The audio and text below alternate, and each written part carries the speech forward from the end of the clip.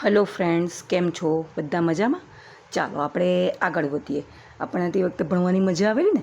આપણે બહિષ્કોણ અને તેના અંતઃસમ્મુખ કોણ વિશે ભણેલા. હવે આજે છે ને તે એમાં ટ્રાઇધીઝના 2 દાખલા આપેલા છે. એ ગણીએ ને તો તમને એવું લાગશે કે ટીચર તે દિવસે વિડીયોમાં કહેતા હતા ને કે બહુ સહેલા દાખલા છે. એ ખરેખર સાચું જ કહેતા હતા. એટલા સહેલા દાખલા છે. સરવાળો કરવાનો, બાદબાકી કરવાની, બસ આવા જ દાખલા આપેલા છે. તો પેજ નંબર 118 પર એક ટ્રાઇધીઝ આપ્યું છે. એમાં પહેલા દાખલામાં એવું કહ્યું છે કે an exterior angle of a triangle is of measure 70 degree and one of its interior opposite angle is of measure 25. Find the measure of the other interior opposite angle. હવે શું છે ને તે એક બહિષ્કોણની આકૃતિ આપેલી છે. હવે એમાં એવું છે કે જે એક્સિટિયર એંગલ ઓફ અ ટ્રાયંગલ છે ને, ત્રિકોણનો બહિષ્કોણ, એનું માપ 70° છે. તમને આકૃતિમાં દેખાય છે? આકૃતિ આપી તેમાં દેખાય છે? જો આ બહિષ્કોણ છે. એ બહિષ્કોણનું માપ 70° છે અને એની અંદર આ 2 તેના અંતઃસમ્મુખ કોણ છે. આકૃતિની અંદર એ 2 અંતઃસમ્મુખ કોણમાં પણ એકનું માપ 25° છે. તો આ બીજા ખૂણાનું માપ શોધો એવું આપણને દાખલામાં પૂછેલું છે. એક ત્રિકોણના બહિષ્કોણનું માપ 70° છે અને તેના એક અંતઃસમ્મુખ કોણનું માપ 25° છે. તો તેના બીજા અંતઃસમ્મુખ કોણનું માપ શોધો. ચાલો હવે જુઓ, મેં ગણ્યું છે. એક્ઝિટિયર એંગલનું માપ કેટલું છે? 70°. અને interior opposite angle are 25 degree and x. X ક્યાંથી આવ્યો? જે આપણને નથી ખબર ને તે. આ બંને અંતઃસમ્મુખ કોણમાં એકનું માપ 25°, બીજાનું નથી ખબર, એને માટે મેં ધારી લીધું છે એક્સ. હવે આ એક સૂત્ર છે. સૂત્ર એટલે પેલો ગુણધર્મ યાદ છે કે અંતઃસમ્મુખ કોણનું માપ બહિષ્કોણનું માપ તેના અંતઃસમ્મુખ કોણના માપના સરવાળા જેટલું હોય છે. આ યાદ આવ્યો ગુણધર્મ. સમ ઓફ ઇન્ટિરિયર ઓપોઝિટ એંગલ એટલે કે અંતઃસમ્મુખ કોણનો સરવાળો તેના બહિષ્કોણના માપ જેટલો હોય છે is equal two exterior angle. ખબર પડે છે? એટલે સમ ઓફ ઇન્ટિરિયર ઓપોઝિટ એંગલ કેટલું? સરવાળો કેટલો થાય? X plus 25. જોયું?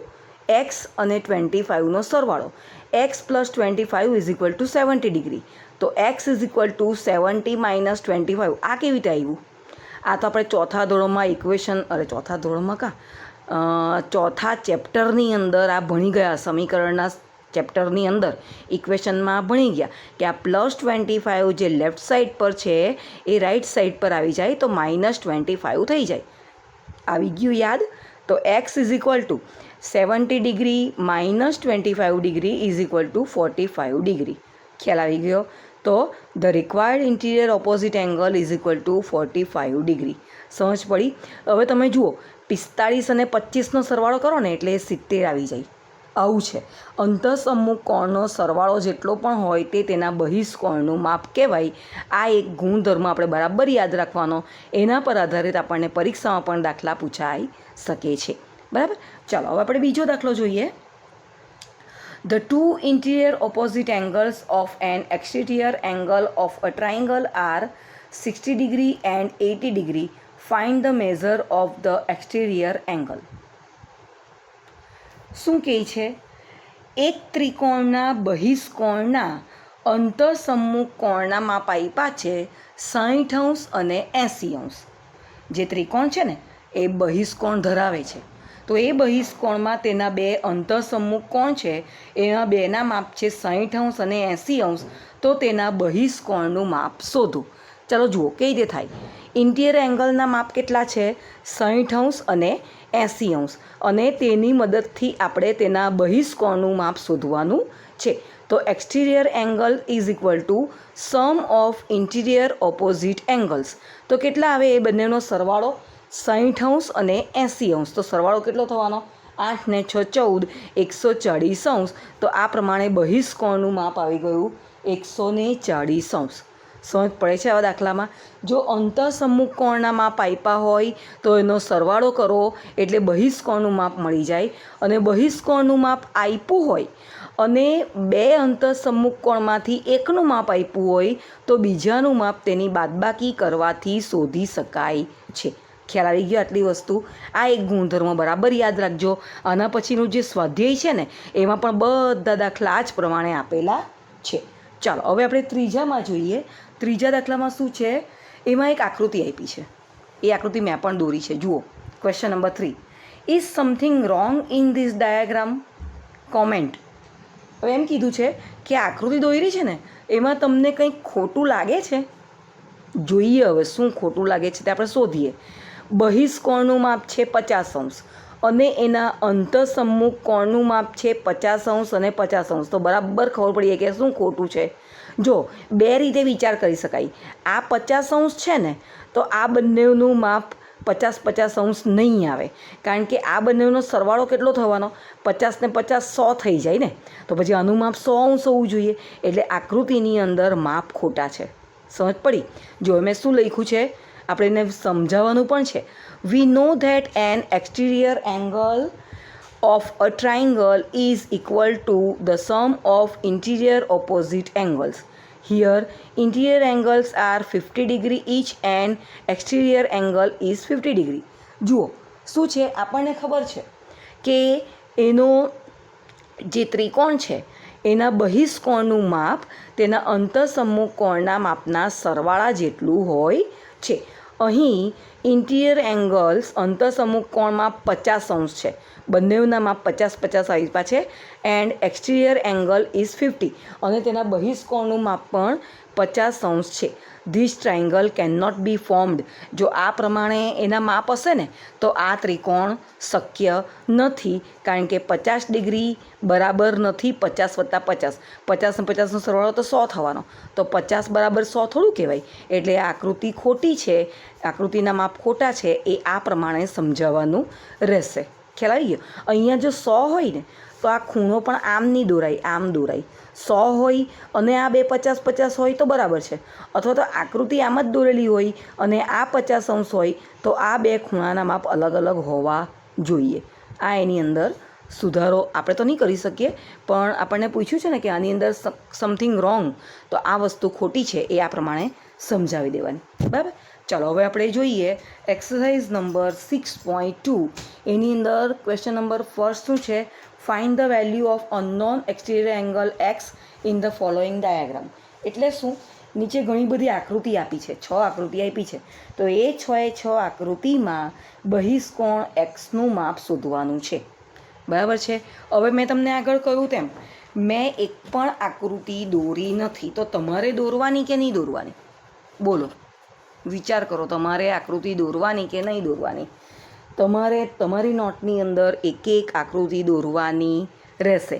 મેં આગળ પણ ઘણી બધી વખત કહ્યું છે કે ભૂમિતિનું ચેપ્ટર આવે એટલે આપણે આકૃતિ દોરી જ દેવાની.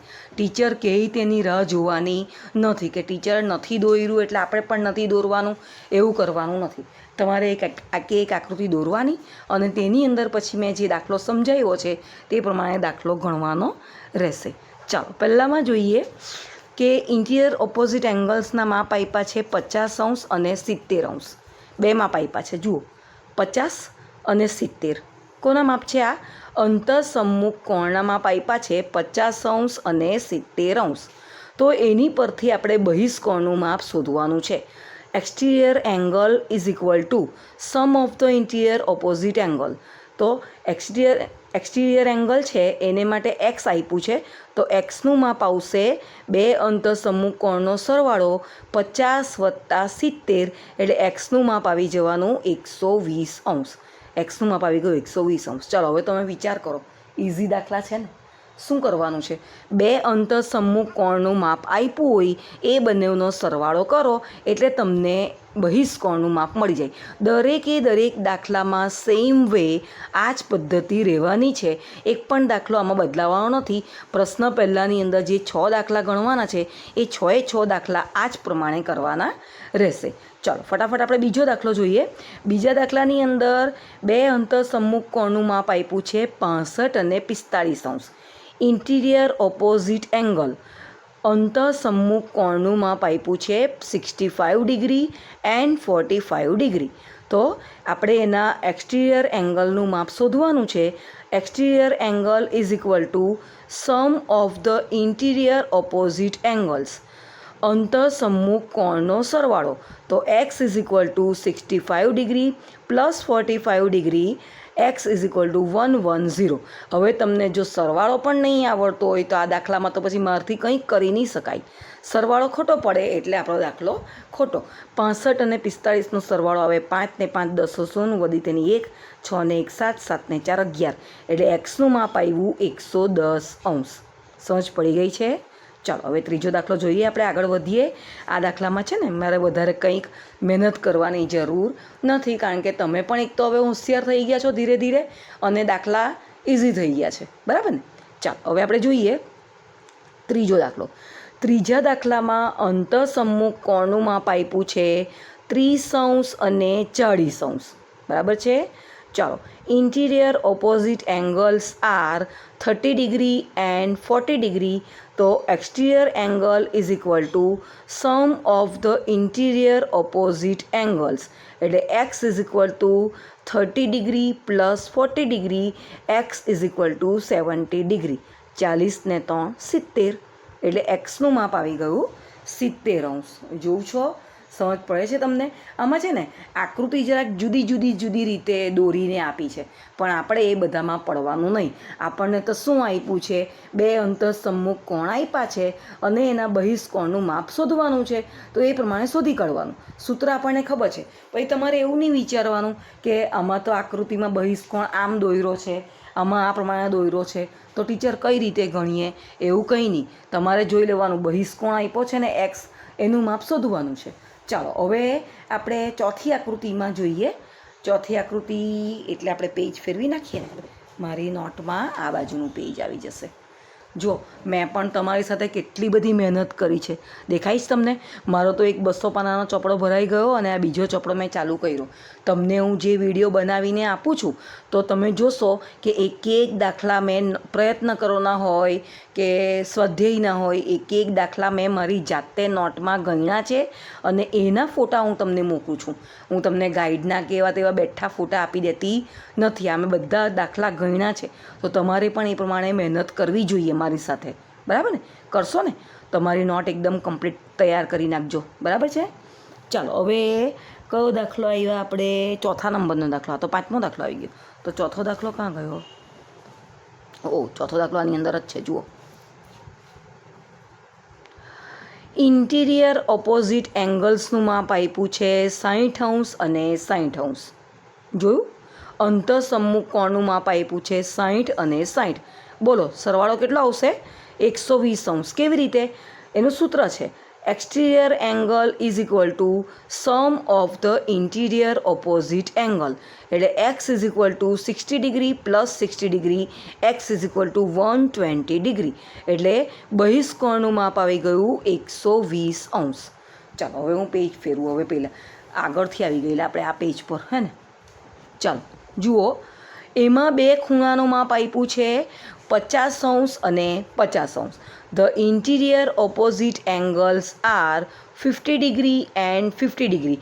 આ તો બીજા ધોરણના છોકરાઓને આપીએ ને કે 50 અને 50નો સરવાળો કેટલો આવે, તો એને પણ આવડે કે 100 આવડે, હે ને? Exterior angle is equal to sum of the interior opposite angle. તો x is equal to 50 degree plus 50 degree, x is equal to 100 degree. 50 ને 50 100. ચાલો એના પછી આગળ જોઈએ. ખૂણાનું માપ આપ્યું છે 30° અને 60°.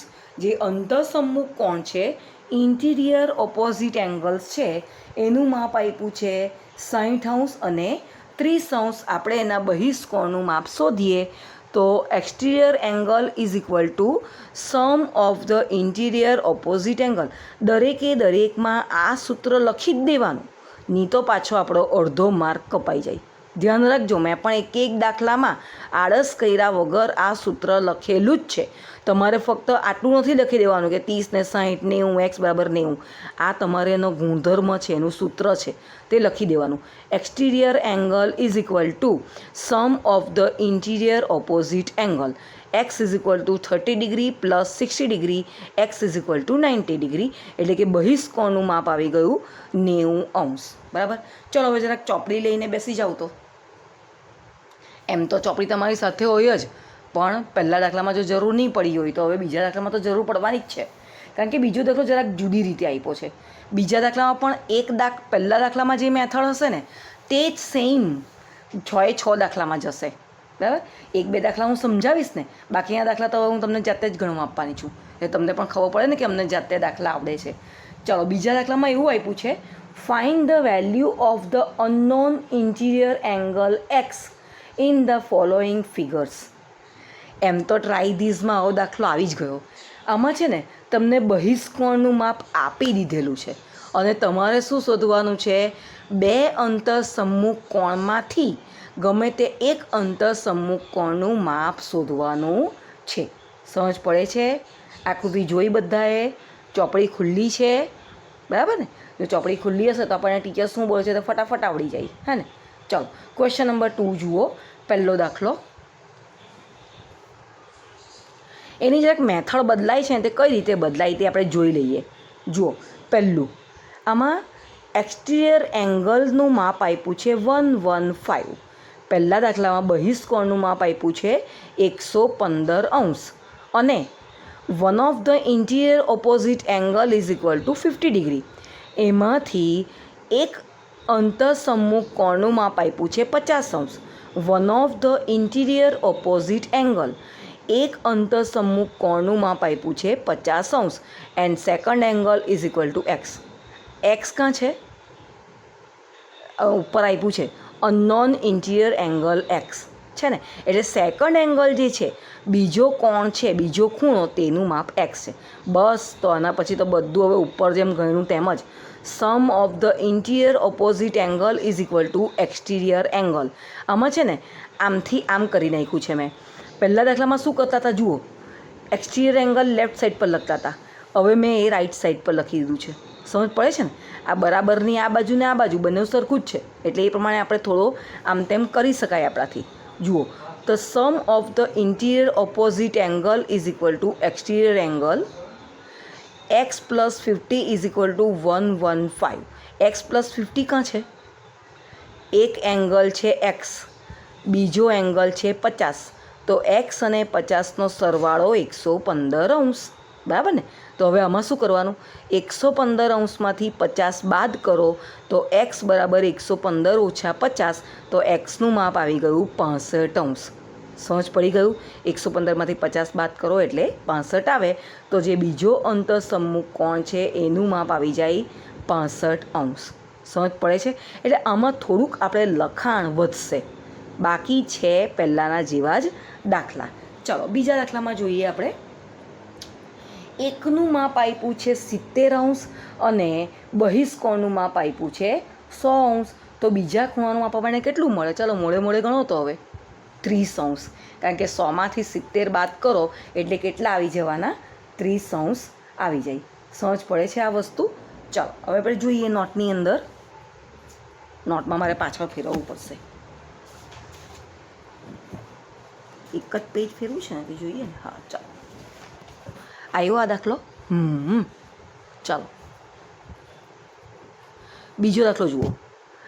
એક્સટીરિયર એંગલનું માપ છે 100° લખવાનું. Exterior angle is equal to 100 degree. Interior opposite angle are 70 degree and x. જો પહેલો દાખલો ગણ્યો ને એના કરતાં જરાક જુદી રીતે આપ્યું છે, તો તમને બેમાંથી જે લખાણ ઇઝી પડે ને તે લખાણ લખવાનું. Interior opposite angles R 70 degree and x. Sum of the interior opposite angle is equal to exterior angle. The sum of the interior opposite angles કેટલા છે? x plus 70 degree is equal to 100. ખ્યાલ આવે છે બોલું છું તેમાં? આ જે બંનેનો સરવાળો કરવાનો એ x વત્તા 70 બરાબર 100. તો xનું માપ આવે 100 ઓછા 70, xનું માપ આવી ગયું 30°. છે ને? ઇઝી છે ને? ચાલો ત્રીજું જોઈએ. હવે ત્રીજામાં છે ને હું અત્યારે આ બંધ કરી દઉં છું. તમે આકૃતિમાં ધ્યાન આપો તો અત્યારે આ બંધ. આકૃતિમાં શું છે, એકનું માપ આપ્યું છે એક્સ, બહિષ્કોણનું માપ આપ્યું છે 125. તો હવે કંઈ આંકડો તો આપ્યો જ નથી, તો શું કરવાના? હવે ત્રીજા દાખલામાં ખાસ છે ને એવું આપ્યું છે કે એક ખૂણો 90 અંશનો છે, પણ 90 લખ્યા નથી, ખાલી એ આકૃતિની અંદર જ બતાવ્યું છે કે આ ખૂણો 90 અંશનો છે. દેખાયું તમને આકૃતિમાં? ચોપડી ખુલ્લી હશે તો આ દાખલામાં મજા આવશે, નહીં તો કંઈ નહીં. જોયું? 90 અંશનો છે. તો હવે આપણે જોઈએ નોટની અંદર. Exterior angle is equal to 125. Interior opposite angles R 90 degree and x. આ 90 અંશ એટલે કે જે કાટકોણ છે એ કશે લખ્યું નથી, પણ કાટકોણનો સંકેત આપેલો છે, એની પરથી આપણે સમજી જવાનું રહેશે. તો sum of the interior opposite angle is equal to exterior angle x plus 90 degree is equal to 125. તો એક્સનું માપ આવે 125માંથી 90 જાય તો એક્સ બરાબર 35 અંશ. સમજ પડી ગઈ? 125માંથી 90 બાદ કરો તો 35 અંશ આવી જાય. બરાબર છે? ચાલો ચોથો દાખલો જુઓ. ચોથા દાખલાની અંદર ભાઈ એક ખૂણાનું માપ 120 અંશ આપ્યું છે, એ છે તમારો બહિષ્કોણ. બહિષ્કોણનું માપ 120 અંશ આપ્યું છે, અને પેલા બે ખૂણા છે ને અંતઃસમ્મુખ કોણ, interior opposite angles are 60 degree and x. Sum of the interior opposite angle is equal to exterior angle. બે અંતઃસમ્મુખ કોણનો સરવાળો એક્સ વત્તા 60 થવાનો, એ બરાબર 120, કારણ કે 120 એ બહિષ્કોણનું માપ છે. તો 60 આ બાજુ ગયા, એક્સ બરાબર 120 ઓછા 60 એટલે એક્સ બરાબર 60. જો હવે દરેક દાખલામાં હું તમને એવું નથી સમજાવતી કે પ્લસ 90 છે તે આ બાજુ આવે એટલે માઇનસ થઈ જાય, પ્લસ 60 છે આ બાજુ આવે એટલે માઇનસ થઈ જાય. કેમ? કારણ કે એ વસ્તુ તમે ચોથા ચેપ્ટરમાં ભણી ગયા છે. હવે એનું એ જ જો હું સમજાવ્યા કરું તો પછી આ ચેપ્ટર આપણું બહુ લાંબુ થઈ જાય, અને આપણે જે મુદ્દો સમજવાનો છે તે આ સમજવાનો છે. બરાબર ને? એટલે જે મને એવું લાગે છે ને તે હું જરા ઝડપથી જવા દઉં છું. બરાબર? એટલે આમાં એક્સનું માપ આવી જાય 60 અંશ. હવે કેટલા દાખલા બાકી રહ્યા? હવે 2 દાખલા બાકી રહ્યા. તો એ 2 દાખલા હું તમને આજે હોમવર્કમાં આપું છું. બરાબર છે? ચાલો હવે એ ફોટોકોપી તો હું તમને મૂકવાની જ છું, પણ આ 2 દાખલા તમારે જાતે ગણવાના રહેશે. બરાબર? ચાલો કાલે આપણે બીજી થિયરી સાથે આગળ મળીશું. બાય.